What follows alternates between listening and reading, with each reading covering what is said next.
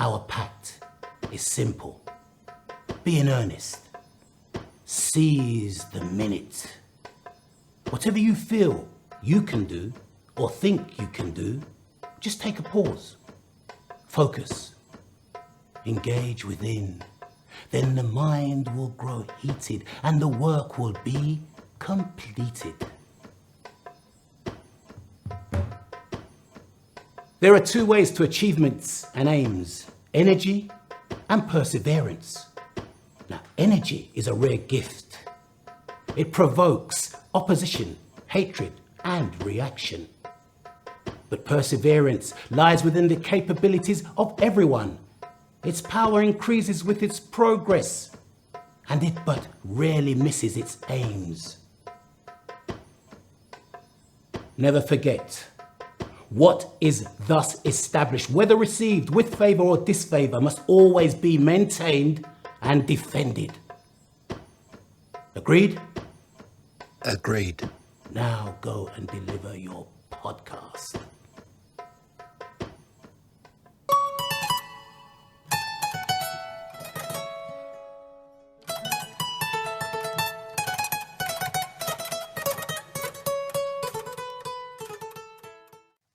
Welcome, welcome, welcome. And I'd like to introduce you to my guest, Britain's, or should I say the Met, London Met, first black policeman, Mr. Norwell Roberts.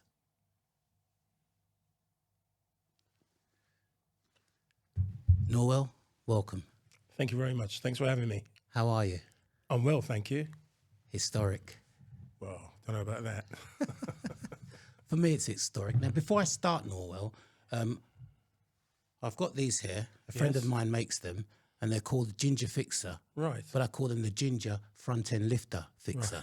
Right? So you can have one of those and fill your glass, your cup there. That's the Afro Hut, famous Afro Hut. We represent the Afro Hut. Yeah, you like that. It's got a little bit, shake it up. It's got a bit of garlic in it, just before we start. Yeah. You know? This is what you call the girls. Not going to send me to sleep, is it? No, quite the opposite. Okay. Yeah. It's what they call the girls, them sugar. Fire. So, Norwell. Yep. The London Met's first black policeman. I'm just like, we're going to have to go back, aren't we, really? Where did it all start? Now, you were born in Anguilla. Yes, I was born in Anguilla, which is in the West Indies, which then it was called the British West Indies. I was born in 1945, 23rd of October. So I'm an old geezer now, and coming up to my 79th birthday. And I came over here at the age of 10, and... Well, just sticking with Anguilla for a minute now. You were, Mum came over first, which we're going to touch on, yeah? Yeah. Now, you were raised by your grandparents. Yes. Tell me a little bit about this. Well, I never really knew my dad. You know, I knew he came from America, and I can't remember him at all. Actually, I believe he was a fisherman. I really don't know, so I can't make it up. And I was brought up by my grandparents because my mum came over here in 1954. Okay. But my grandparents were very strict, and I think there's something going through the courts now about you're not supposed to beat children. Well, smacking and beating children was a fine art in the West Indies, right. And you would never tell a West Indian that they couldn't smack their kids, right? Because it was a form of discipline. But really, I mean, when you look back at it, it was just over the top beating. I got beaten on several occasions for talking back, I suppose, as kids do. And one particular beating, if I can remember it, was given one day. My auntie, she was walking towards me, and I was about 5 years old, I suppose. And I thought to myself, I'm not going to talk to her. I normally say good morning. Good morning. Her name was Eva. Oh, you were on the street, were you? Also? Oh, yeah. Yeah. Good morning, Auntie Eva. Yeah. And she, but this morning I didn't bother. So she looked at me, I looked at her. we followed the eyes, man, and she followed right the way around. And she looked at me. I looked at her, 5 years old, thought I was Jack the Lad. And I did nothing. And she went and grasped me up to my grandparents. And he had a big, thick belt. He was a police sergeant. Right. Of the local police station there. And he took his belt off and he whacked me in front of her. Beat me. It's not whack, it's just beat me from head to toe because I was rude. And of course I was rude. And I've never made that mistake again. So every time you saw her after that, you'd say hello? Absolutely. Yeah. And even to this day, I have a high regard for people higher than me. Yeah. I always call them Mr. And I have a difficulty calling them by their first names. Right. Even now. Right. So that was Granddad. Yeah. And Grandma. I believe Grandma was pretty. She was pretty strict herself. And if I was naughty, she she had it well sewn up because she used to send me to the shops for something that she didn't need in one of her dresses. What? Oh, yes, one of her dresses. And she was in 1880s style. And if you can imagine a little kid going to the shops to buy something in a dress and all your mates laughing at you, wasn't very pleasant. And I believe she did this when she got a little bit old and she couldn't really lay off the licks. That was a mental kind of like... Yeah. She was feared by... I think they had 10 children in all. My mum was one of 10. Right. And, she should just dress me in one of her dresses and make me go to the shops. I couldn't say I'm not going. I had to go to the shops to get something that she didn't need. Did you cry? Of course I cried. Yeah. There and back. Absolutely. Well, there and back and afterwards as well. Yeah. Wow, boy. But that's nothing. You must remember that was their way of discipline. Mm-hmm. And you've heard it before when people say, "Oh, it didn't do them any harm." Well, it taught me manners, and it taught me to be a better person. I think. Yeah. Anyway. I mean, was it just minute things or something that? Anything. Yeah. Talking back or just being late or just anything. Mm. You get a hiding.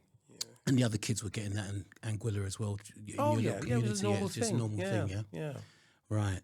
So now, I believe what I found interesting, because a lot where I'm coming from is, I've read the book and it's just, it's amazing. It really is. And it's also very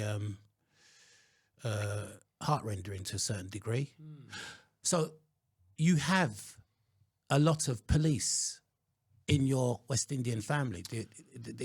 Is it uncle, granddad? Yeah, no, people would say really that I was bound to be a policeman. Well, I don't think so, but I had 3 uncles who were all high-ranking policemen. I had Uncle Claude, Uncle Jim, and Uncle George. Although Uncle Claude, he apparently stopped a riot in Dominica years ago on a horseback, single-handedly. Wow. So it's rumoured. Jim, he was also a high-ranking police officer, and George, he was a bad one because he molested me. Yeah, when he came we're over gonna here. we're gonna get to that. Yeah, we're gonna get to that with George. Yeah. So it. I mean, listen. When I was reading, I just could not. As far as I'm concerned, it's in the blood. So they're in the West Indies. No. No, I don't think so. I never really thought about it. Remember, I was just a little simple 5-year-old kid. Yeah. Just doing what little kids do. Yeah. So, Mum, how long was Mum in the UK before you? 2 years. Okay. Yeah, she came over in 1954. Right. And in 1956, she sent for me. She came over with my auntie, actually. Okay. And my aunt would eventually go to America. Her sister. Yeah. Marjorie. So you arrived. Yeah. Aged 10. Aged 10. At Victoria Station. And walking down the stairs, and I'm looking around, I said, these white faces. I've never seen so many white people. Because in the West Indies, the only white people you saw was perhaps businessmen, doing, and never seen them. Or perhaps you saw maybe a West Indian of mixed race, the high colour, that we choose from high colour. Yeah. But... So did you fly on your own? No, I came by boat, fly. Oh, sorry. Okay. What's the matter with you? Okay. They did have planes then, though. No. Didn't they have planes then? No, they had planes in the West Indies. You really saw them, but... I think because my mum and dad came over in the 50s. Yes. And they came on a I plane. came in the 50s, 1956. Yeah, they came on a The Boeing. boat was called a Nepali. A Nepali. Yeah. So I can't remember anything on the boat at all. I remember nothing about it. Nothing, no? I came over with one of my uncles, Right. and who went to live in Slough, Okay. I believe. Yeah. Slough was the in place where, before Brixton became Yeah. famous, Slough, Yeah. where a lot of West Indians lived. So, Mum, she was kind of situated in a very interesting position in Bromley. Talk to me a bit about this. Yeah, when we came over, we went to live in Bromley because my mum had got a job with an English lady, a spinster. Yeah. Her name was Miss Lepers. Yeah. And although she's dead now, I wish I could really visit her grave and just pay her respects, because she took us in and made us feel welcome, because we lived in Bromley in Kent. And Bromley in Kent was stockbroker belt. There's certainly not many white people in there at that time in Bromley. And we were just the only people there. And I can't say I felt lonely, but I just didn't know. It was just strange. And the impression that I got is that she didn't care, did she? Because there was you said that there was they were a little bit shocked when they saw a black family living on. Oh, well, yeah. I mean, none of the neighbours spoke to us, and they stopped talking to her. She had very good neighbours. We lived in a nice house. It was a semi-detached house, really, really nice. Yeah. And the neighbours didn't speak to us. Next door to us, there was a solicitor. And later on, when I changed my name from Gums to Roberts, right. Yes. which is my mother's maiden name, he changed it for me didn't charge me the fee. Because by that time, he realised that we presented no harm. They weren't on our menu. And certainly the other side, there was a little girl she was 12 years old. She was my age, and we used to go to this Peggy Spencer School of Dancing. Yeah. It was a dance school. You've probably heard of it. Yeah. And the schools used to organise trips for us, and we used to go there and do the walls, foxtrot and that. And but when she got home, she completely ignored me. Which she would. She'd have to, because her parents would have disowned her. And she was living next door. Oh, good God, yeah. And she wouldn't talk to you over the garden. Certainly not. Perish the thought. And what's this about planting flowers and everything? They used to pull them up, didn't they? Yes, Mum and I, we planted. We had a nice little brick wall there at the front, and we planted some flowers, some little trees in the brick wall, in the brickwork. Nice, and looked like a little garden. And the neighbours pulled them up, but and I saw them planted in his garden. The chap who pulled them up, but. Oh, he pulled them up until... Oh, good, yeah, and planted them in his garden. But we couldn't say anything about that. That was... Charming. Well, you have to remember that. This was at the time when you're walking down the road and people would shout out, "nigger," as you're walking down the road. And we felt quite felt like shit, basically. I mean, I didn't use that word. But this lady was extraordinary, though. The lady that you were living, what was her name again? Miss Lepers, Edith Lepers. She was obviously of French origin. Yeah. And even her, she had because she welcomed us into the fold, her family disowned her. And she had a lot of houses she was given. She was obviously very rich. Yeah. And my mum inherited those houses. Yeah, I'm gonna get. Yeah. She did, yeah. Yeah, she inherited, but I mean, she never went down to collect any rent. At that time, rent was like I don't know, 10 shillings, 10 shillings a month or something. Did the solicitor rob her or something? Oh yeah, she was after the will. Totally, robbed by the solicitors. I mean, they took the money and everything, and but that's life, isn't it? Yeah, that is life. So when now your stepdad. He came into your life, and I believe that he was a little bit of that was a moment for you, really, him coming into your life. He wasn't, was he? Well, it wasn't a moment for me. It's my mum met this chap and one of my uncles who came from Dominica, where he came from, a place called Botica. And one of my Uncle Claude, and he said to my mum, which is his sister, said that nothing good can come out of Botica.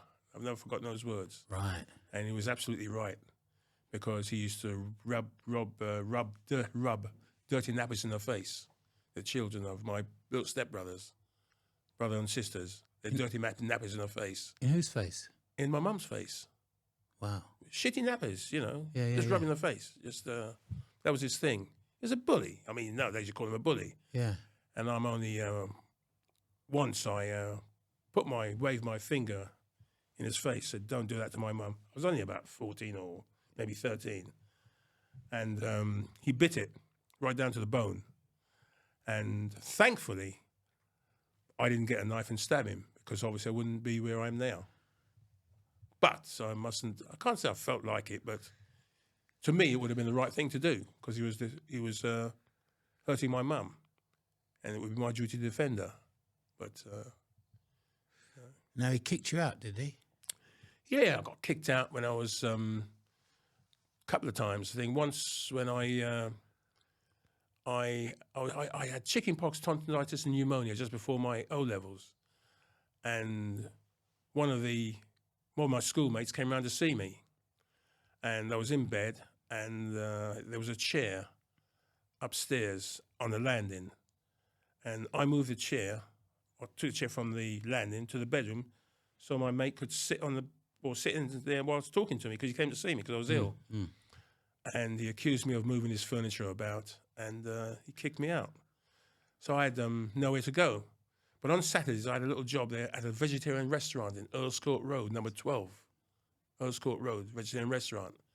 And so I went there and saw the chap, and I realised now that I couldn't stay there because I hadn't run away from home, I was kicked out. But it was the right thing for him to get hold of the council. As I know now, obviously that's what happened. He got hold of the council. And they sent me down to school camp, which was somewhere in Surrey, I think. They had a school camp. That's where I went. And then eventually my mum and stepdad, they came down to see me, and and then I had to go home again, but it didn't last because they kicked me out again. And I used to live in Neasden, a room in Neasden. Right. So the room in Neasden, and that's around about the time when you became a lab tech, yeah? Was that around about the time, or was that? Yes. Yeah? Yeah. Okay. So give me because I found the lab tech thing very interesting as well. Because I mean, recall now, we'll rewind just quick, because I know that you I remember the 11 plus, because you were you're bright. You're a bright man. Oh, yeah. You know, you're a bright boy. And she, the headmistress at the primary school didn't want you to... yeah. When I was in Bromley in Kent, I went to the primary school. I must say the kids there, they're fine. I cannot remember them actually looking at me and staring. They must have done, obviously.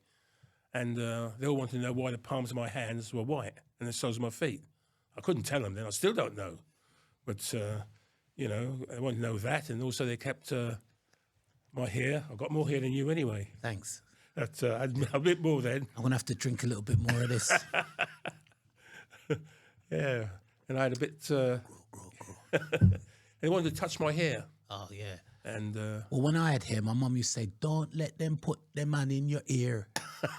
Always used to say that to me. Yeah. God. No, they used to just touch my hair. And so anyway, I passed 11 plus. I found it obviously quite easy, because in the West Indies, I went to a prep school, a preparatory school where it's taught reading, English, writing, and 3 hours. properly, yeah. And anyway, I passed 11 plus. But the headmistress told my mum, she's dead now, so I call her now. He's Mrs. Borer. Or Miss Borer, actually. She wasn't married, Miss Borer. And said, your son, Noel, has passed 11 plus, but we can't send him to a grammar school because he has to learn the English ways. Now, all that meant was that they're not going to send a black boy in 1956 or 1957 to a grammar school over a white boy. So, didn't bother me. I went to the secondary modern school. Yeah. And, of course, I met the sixth formers, all bigger than me. And now you call it bullying now. And they dropped me on my head. There's a little mark there, if you can see it. Yeah, just yeah, there. I can see it. Just there. Yeah. And dropped me on my head to see the colour of my blood. How old were you when they did that? You had just started there? Or? Yeah, about 11 or 12. And when they realised the blood was red? Oh, well, I'd like to see their faces. I can't remember their faces, but you know, I can imagine. Oh. Wow. So from secondary school, then the lab tech. Well, no, secondary modern school. Then I went into. Then we moved to London. Okay. Yeah, that's where eventually I went to Haverstock School in Chalk Farm, and of course I was looking around and saw, bloody hell, it's There's all brown people there, white people and brown people. Yeah.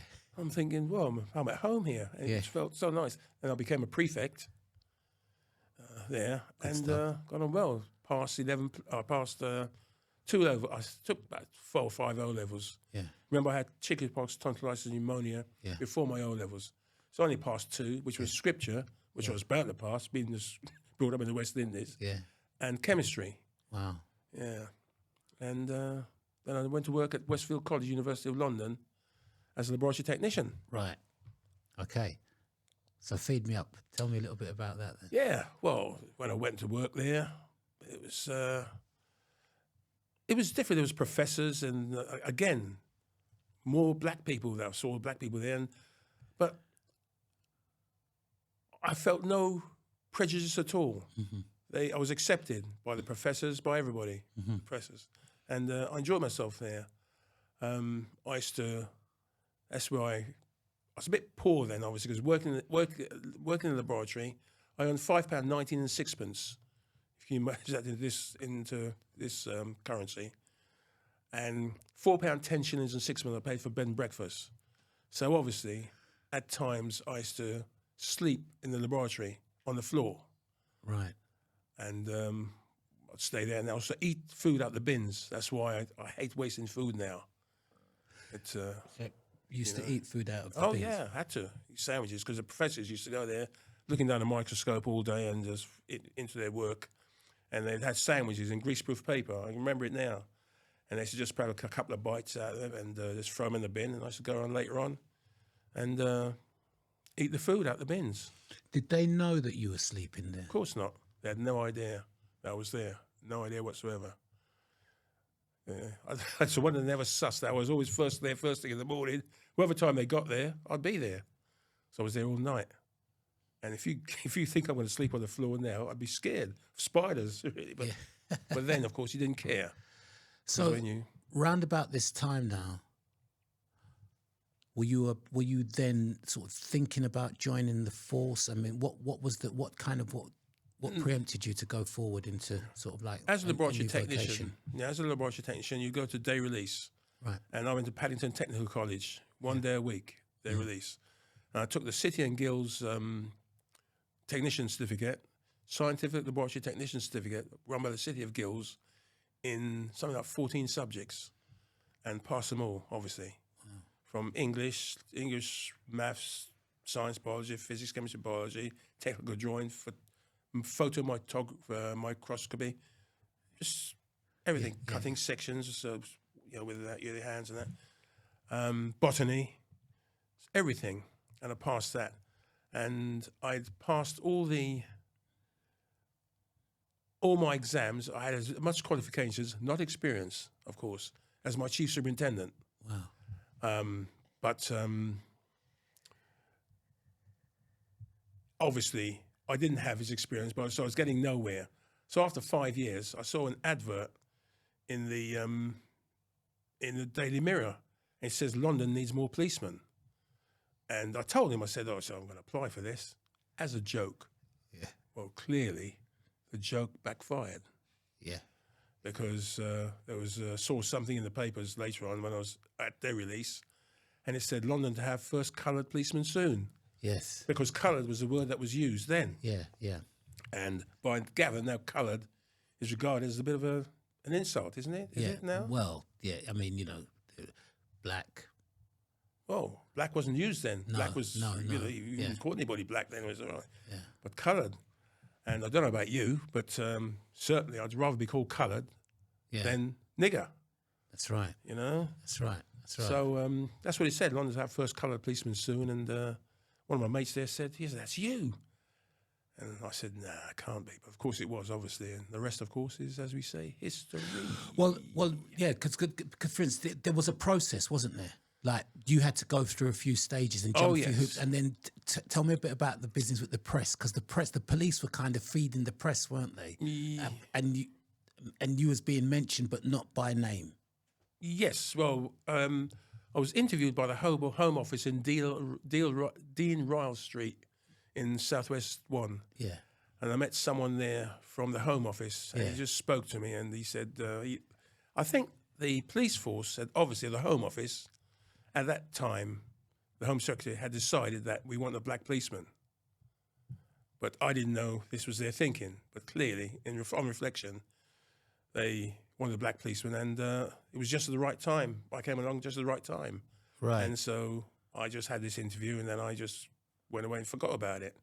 And the next I knew about it was when I saw it in the papers. They didn't tell me. How long was the interview process? Well, no, not. You're a little bit mixed up there. The initial interview was with someone from the Home Office, just having a chat with me and saying, I suppose, why do you want to be a policeman? Or I suppose they asked me questions like blah, blah, blah, blah, blah.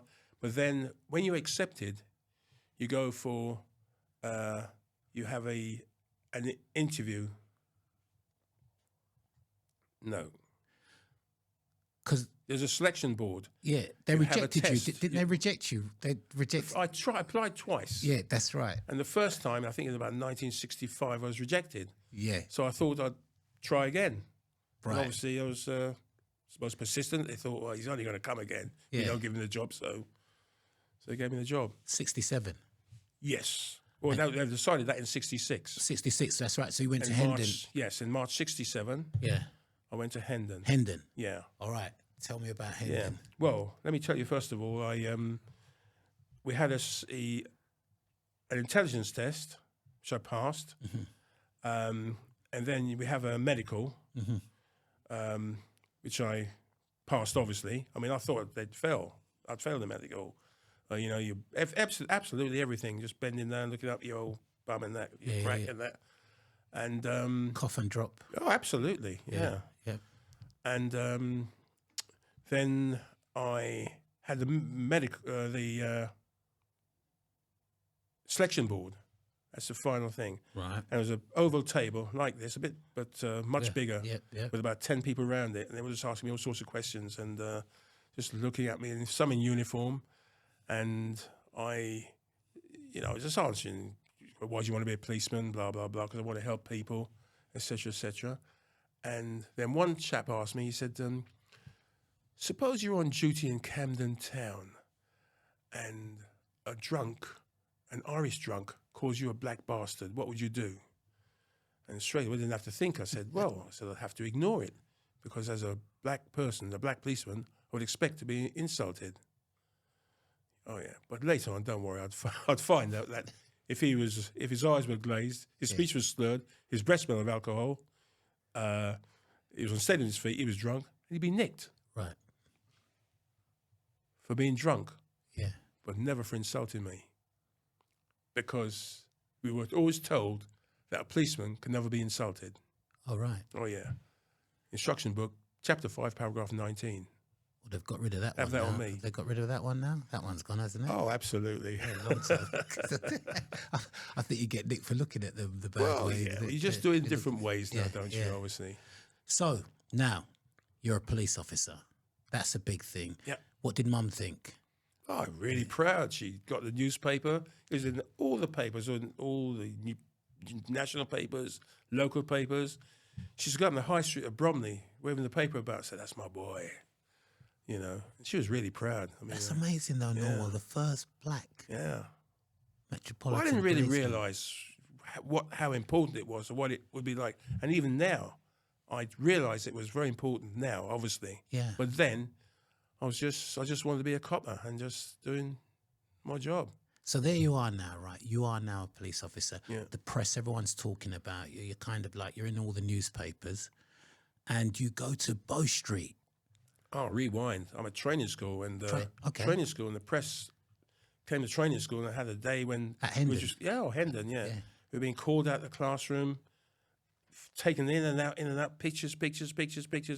Well, you know what it's like, honestly, with the press, and there must be hundreds of photographs for all over the world, and me being in front of the class at the sides and everything. I will send you some photos. Yeah. Did the other trainees? They didn't say anything. Well, they didn't seem to mind, I suppose. I don't know whether they did or not, but it didn't matter. Yeah. Whilst there, I remember the commandant. He came and showed me some cuttings and some letters, and some of them were obviously from policemen. I don't know if you remember the thing called a teleprinter. You remember teleprinter, the old teleprinters? Yeah. Well, Well, some was sent on messages like "nigger go home," "call me a monkey." These were obviously from coppers at police stations. And if he comes here, make sure he doesn't pass his probation. If he comes here, I'm going to resign, and all this old nonsense, you know. But yeah. What was your feelings towards that? He showed me the cuttings, but he never gave them to me. I wish he did, because I'd have kept them. Yeah. Because I've kept everything else. I've got 8 scrapbooks now of stuff. But yeah. So give me the lows on Bow Street. As in the bad times. Yeah. I think when I went to Bow Street, there's probably the lowest points of my my life, really, because I went there as a young policeman, just into the world, really, and just knowing the opinion I had of policemen to be feared and respected. But I'd have matchsticks in the keels of my car. They'd tell me where to park my car, and then they'd get it towed away to a car pound at the Elephant and Castle. I have to pay 10 shillings to get it back every time. Nobody spoke to me. They'd throw cups of tea at me. They'd put my uniform, break my locker, and put my uniform down behind dusty, dirty old cupboards. Rip the buttons off my uniform. Just to make me feel unwelcome and hoping that they'd drive me out, really.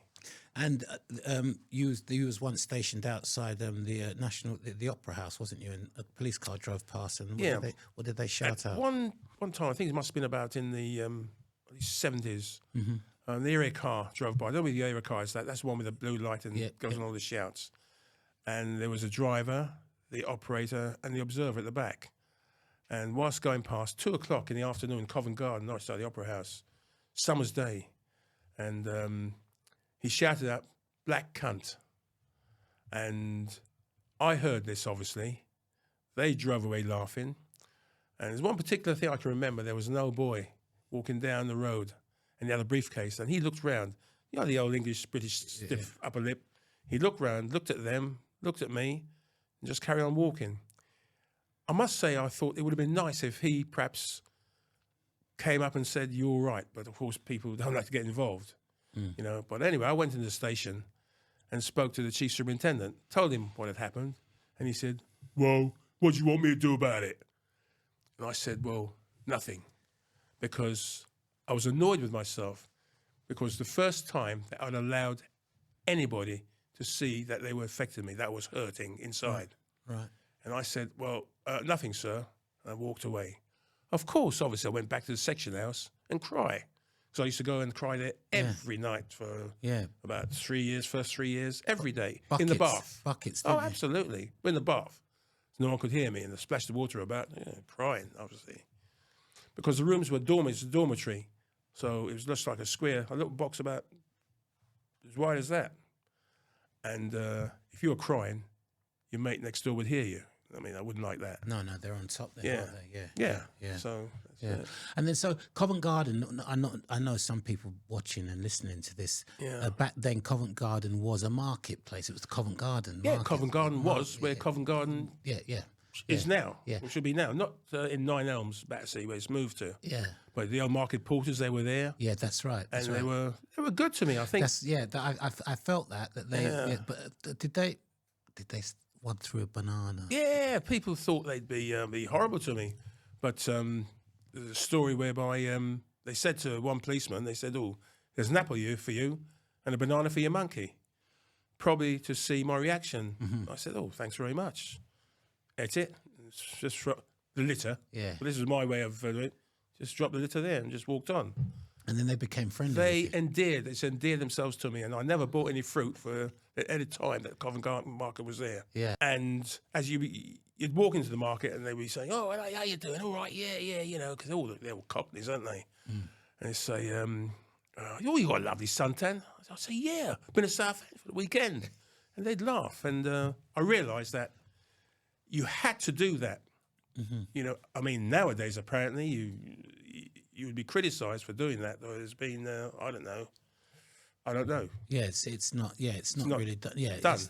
Not really done. It's not PC. So what I found interesting is the fact that you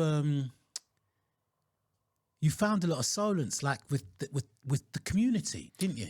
They took you in for Yeah. They used to have cups of tea. Go on. Oh, yeah. Well, the community were really good to me. They'd ask me to come in for a cup of tea. Elsie and Will van der Velde. I used to go up and they were Jewish, actually, yeah. He was blind, Will. Yeah. They used to have me up in their house, their flats outside Broad Court, Yeah. and around the corner from Bow Street. Yeah. I'd go up there for a cup of tea. Yeah. And I was accepted, and not only that, I remember when I was walking down towards the Aldwych once, and I saw a bloke there, and I could never mistake this bloke, and it was my wife's dad, present wife's dad, Right. and he'd be walking down there. So I looked at him, he looked at me, and again looking. He's got a fag hanging out of his mouth. He's just like that, smoking like that. And he said, "It's Noel, innit?" He couldn't say Norwell. He said Noel. It's Noel, innit?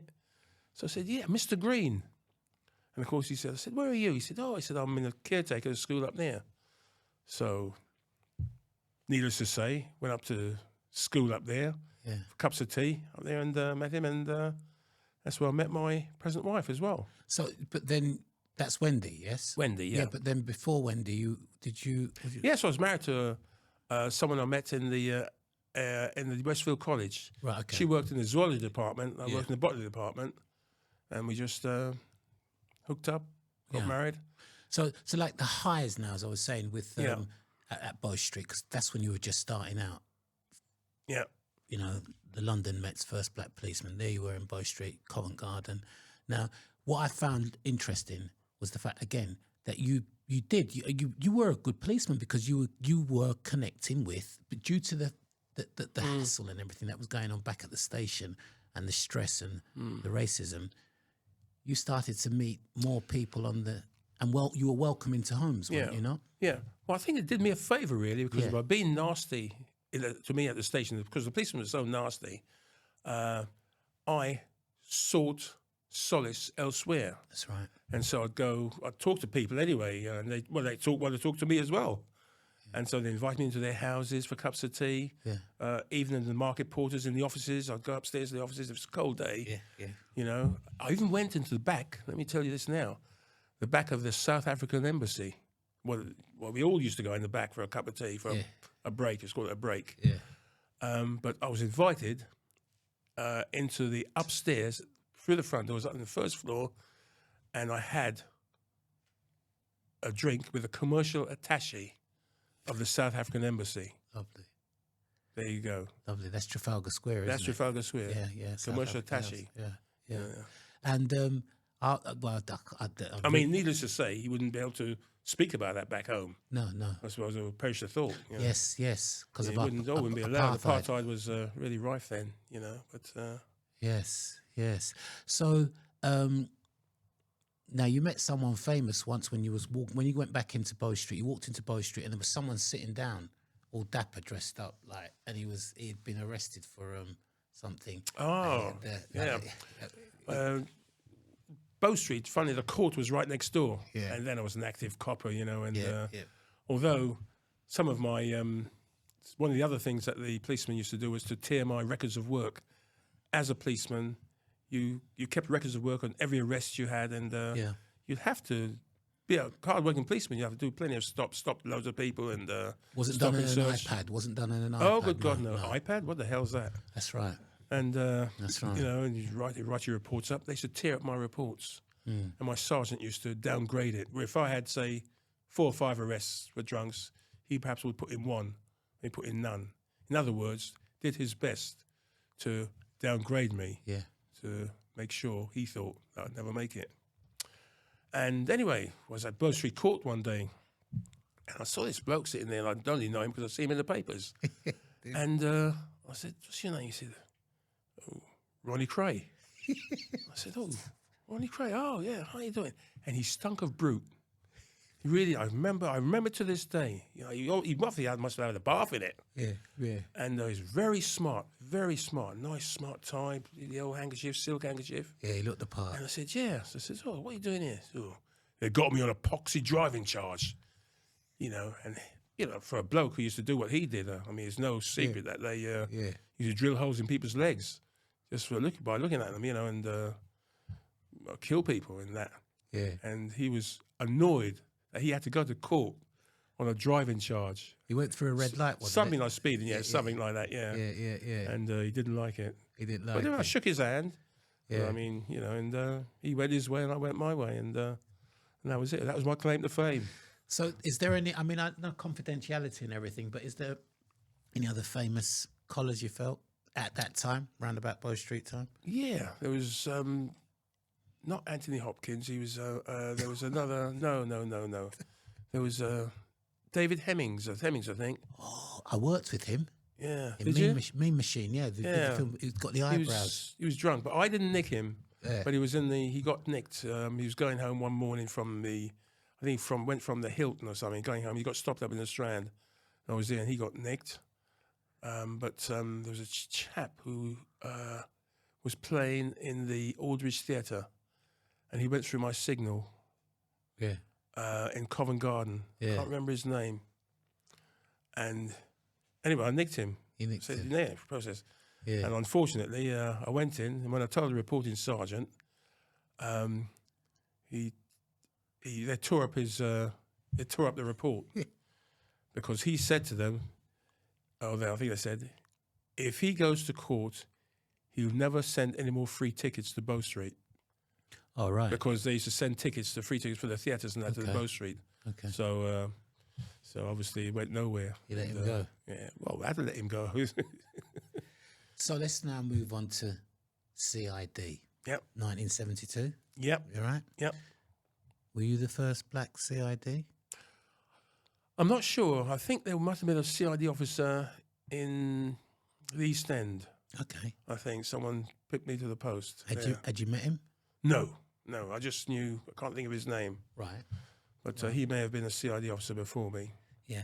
So tell me a little bit about the CID. Well, I went on the murder squad, the flying squad. They wanted some people to help them to on a robbery squad. I think it was the flying squad wanted a few policemen. Sorry, you're going to say. So the CID then West Hampstead. Did you base? No, we're not there yet. Okay. Yeah.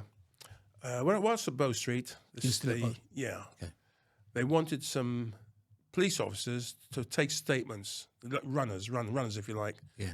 and work in the offices on a murder squad. Right.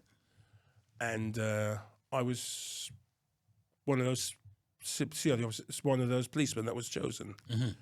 And so I went over to West End Central, and whilst over there, I thought to myself, this is not too bad because they seem to accept me. The CID officers, Yeah. they're all flying squad blokes, and they'd been about, and they taught me about undercover work and stuff. Right. So then, I mean, you developed that, got into that. Yeah. There wasn't any problem with them. It was more. You got down to work. They accepted me as a policeman, Okay. as a man, if you like. And Okay. Now I've noticed. I noticed in the book that you moved up the ranks pretty fast, didn't you? not really. No. No, I was just. It took me. I joined in You're 1960. being modest here. You're being No. I joined in 1967. I took the exam. I think it's 3 times. I think the science exam 3 times. You can only take it once a year, and as soon as you're out of your probation, they encourage you to take the science exam. So I would have taken it after 1967, in 1969, 70, 71, anyway, and I eventually passed it in 1972. 1972. Yeah. Okay, so 1972, and you're under. No, I'm lying. Not 1972. No, because I wasn't a sergeant until 1976. So it would have been in 1972. I joined the CID. Yeah. CID. Yeah. So I'd have definitely taken the science exam 3 times before that and up to then. Right. Yeah. Right. So where I was getting to is that so when you were undercover, weren't you? At 72. No, in 72 I started doing undercover work. Yeah. Yes. Yeah. And the job that the job that you had to do with the drug dealer in Green Park. Yeah. It was the first undercover job that I did. Was Your first undercover very job. first one. There's Okay. a greenhorn, if you like. You know. Yeah, Greenhorn. Yeah. And I had to buy some drugs from someone in Sherland Road in Kilburn. And the deal was supposed to be in a cab in Hyde Park. Right, that's it. Yeah. Yeah. And we got into the cab and met the informant, and he said, "Well, we're not going to do the job here. We're going to do it at Kilburn." It was a lot of money as well, wasn't it? Well, two and a half grand. Right, okay, 2.5. Would have been a lot. Yeah. No. And to buy some, I think it was cannabis. I think it was Right. coke then. And I didn't know what to do because He shifted the. he shifted location. Right. Because I didn't know what to do, and I thought, no, the job's got to come off. You're thinking this straight away. It's got your head's going off through your head. Well, we better go to Kilburn then. So we go to Kilburn, and remember now he's in charge now. Yeah. I'm on his, yeah. Yeah. And we go into Kilburn. We go into a house. It's a no-no. We go upstairs to the first floor. All no-nos, because anybody who was watching me, because obviously someone would be watching me to see what I was doing. Yeah. Because remember, they thought it was going to happen in Hyde Park. Hyde Park. They were plotted up in Hyde Park. Right. But they now followed me to Kilburn. Right. And went upstairs, and I gave him the money. He gave me the drugs.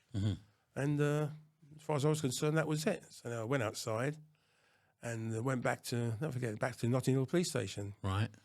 So With the drugs. This bloke, with the drugs. Yeah. Yeah. Right. So, so this place with a big bent nose, he said, "Oh, they're here somewhere," and they're all tooled up. Yeah. Yeah. He came towards me. He said, "Yeah, where's the gigs?" I said, "Whoa, I don't know.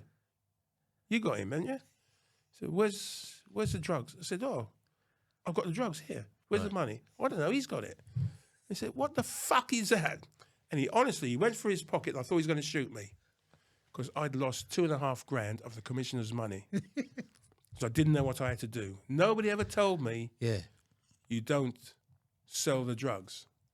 Right. You know, Yeah. But luckily. fortunately, they followed him. Yeah. And they got hold of him, got the drugs, Yeah. got the money back. Got the money back. And so that was it. Well that was done. my first job. Well done. Oh, well. But I learned. Yeah. You Never learned. happened again. Yeah, that's a film, that is.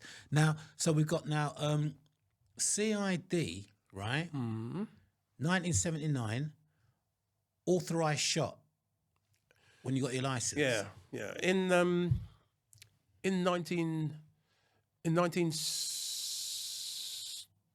yeah. 79? I became it's about 79, yeah. Yeah, I was an authorised shot.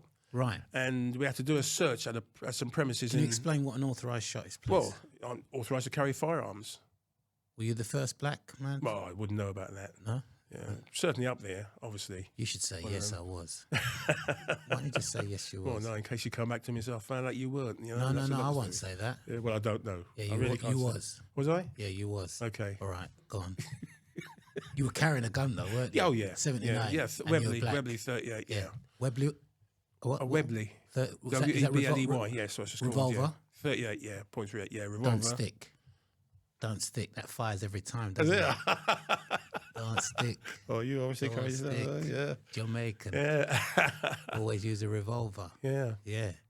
And I had to book a gun out because at that time you had to go to the station office, book a gun out with six rounds and six spare. Yeah. And we went to search a place of a well-known villain in Camden Town. Right. What, do you want to know his name? Yeah, go on. Well, I don't know. Maybe I won't tell you. Go on. Yeah.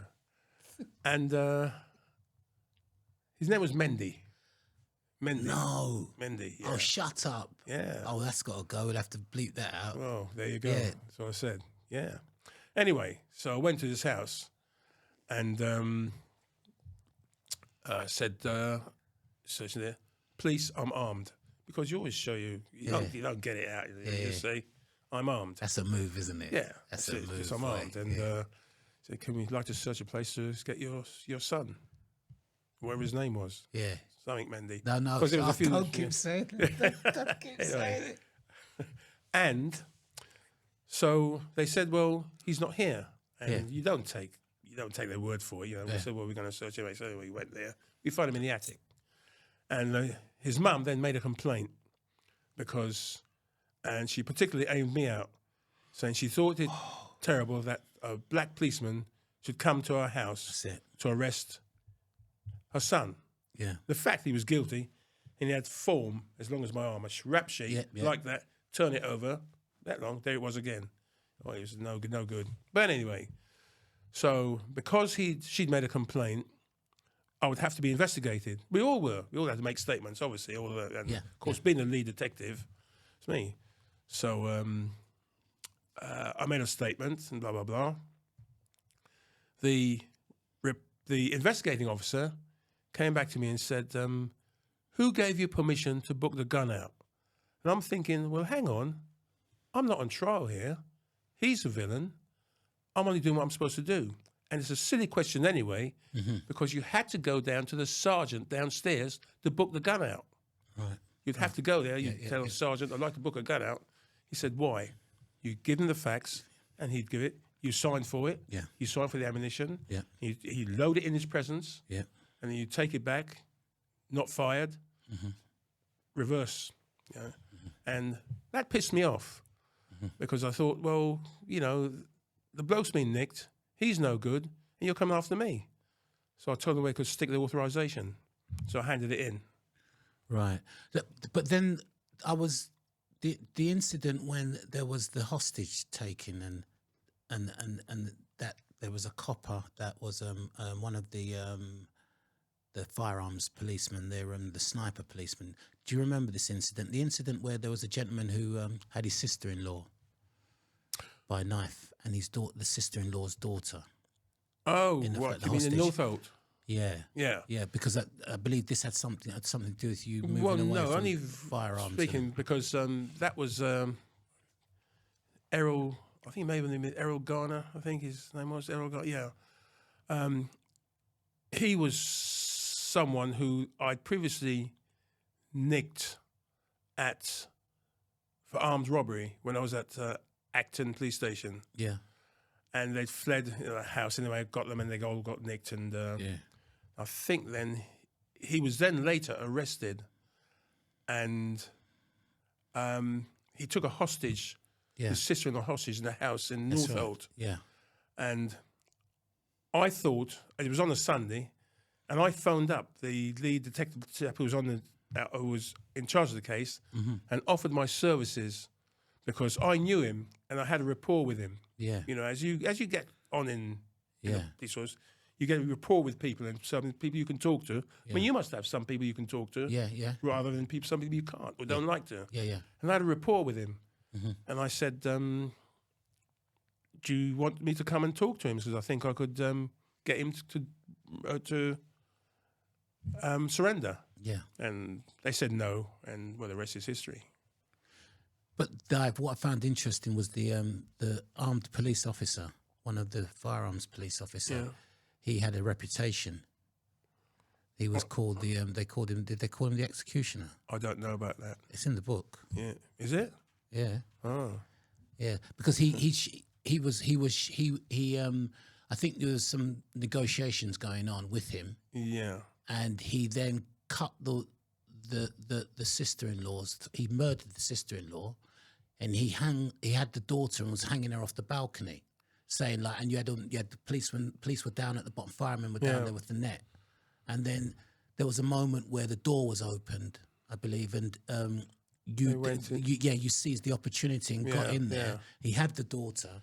Yeah, I think I got that from actual newspapers. You know, nothing that I actually knew about. But okay, but the fact that he was a white policeman. I don't know if this was the actual accused or the villain was a black man, but not that I'm going there with it. But I just felt you just said something interesting about the policeman that because he shot him in the shoulder, but he didn't let go of the knife. He still had the little girl. Yeah, and then they shot him in the head, but he lived. He lived apparently, but then you said something about it being severe and everything, the way he carried on, and apparently was told that he was known as they called him the executioner. Yeah. I just found that was very interesting in the book because of some of the things that goes on nowadays. So, can you tell me a little bit about okay, so you said Kentish Town. Because I lived on Leighton Road. Okay. So can you tell me a little bit about Holmes Road Police Station? Yeah. Well, when I was a sergeant, I was a sergeant at West Hampstead. Yeah. So I worked West Hampstead and Albany Street, Hampstead. and then moved to Kentish Town. Yeah. Well, that was a part of my old stomping ground because going to school at Chalk Farm, Haverstock Hill School. I went to Sir William Collins. You did? Yeah. Oh, in Prince of Wales Road. No, Mornington Crescent. All right. Mornington Crescent, yeah. Okay. Yeah. What's the name of the school in Prince of Wales Road then? St Richard's of Chichester. Oh, right. Okay. St Richard's, which is closed down now. Oh. Very bad school. I never believed a Catholic school. Yeah. But they closed it down, yeah. It was they were naughty. But we used to come up to your school, Haverstock. There was a lot of Chinese there. And the boys from my school used to come up there to fight the Chinese, especially in the 70s when Bruce Lee films were out. Because there was a lot of Chinese boys there. My school loved fighting. So after school, it was either, we'd go up, I'd watch Spectators because we were really good at school. Yeah. A lot of good fighters. And but when the Bruce Lee films were out, there was a lot of Chinese boys at the school. They could do the nunchuckles and everything. Yeah. But our boys just used to go up there with their kit bags and their fists. But you was obviously studying. Yeah, probably. Wait, no, actually, no. You would have gone a long time from then. What year was this? 1970? In the 70s, when the boys were when I was at Bow Street, wasn't I? Yeah. Sorry. Yeah. But I'm just talking about Haverstock. Yeah. My recollection of Haverstock School, but Yeah, Kentish Town. Yeah. I'd be there in 1981. Yeah, and you said Kentish Town was a bit roguish, wasn't it? Kentish Town. There was a chap there. I can remember lots of things about Kentish Town. My tailor. Yeah. He was a tailor to the stars. Actually, you probably know him. Chris Rocco. Yeah, I know the shop. Yeah. Yeah. Not too long. It's not too long gone. I still speak to him. Actually, he's not very well. And there was a chap there. He used to walk about on his hands. He had no legs. And he was a pickpocket. No. He used to walk about on his hands. He had no legs. He just I think I know. himself. Yeah. You'd know him. Brown skin, mixed race. Yes. Yeah. You end up having dreadlocks. Yeah, and then they got a wheelchair. Yeah, I know exactly what you're talking about. Yeah.